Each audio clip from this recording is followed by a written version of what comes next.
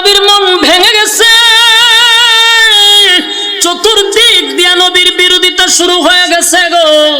নবীর আপনজন গুলা নবীর বিরোধিতা শুরু করে দিল। আজকে একটা সপ্তাহ ধরে জিবরাইল কেন আসে না? সকালে আসে, বিকালে আসে, সন্ধ্যায় আসে। আজকে একটা সপ্তাহ ধরে কেন রে জিবরাইল আসে না? নবী চিন্তায় পড়ে গেল। তাকায় মক্কার অলিতে গলিতে আমার বিরোধিতা শুরু হয়ে গেছে। কত গাল মন্দ করছে রে। আমার আপন চাচি আমার বিরুদ্ধে গালি দেয়, আমার মক্কার আমার গোষ্ঠীর মানুষেরা আমারে গালি দেয়। কেন আইলি না?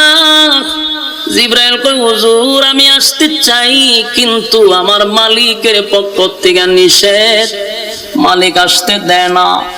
নবীজি হাউ মাউ করে কান্দে আর বলে, হায় রে, আমার মালিক কি আমার প্রতি রাগ করছে, আমার প্রতি অভিমান করছে? জিবরাইল কই, হুজুর এই নেন আপনার জন্য একটা সূরা নিয়ে আসছি, আল্লাহ কি বলে একটু শুনেন। এই সূরা নাজিল করে আমার মালিক দুইটা কসম করছে। সূরা দুহা নাজিল করে নবীরে সান্ত্বনা দেওয়ার জন্য, সান্ত্বনা দেওয়ার জন্য। নবীও কান্দে আর বলে, মালিক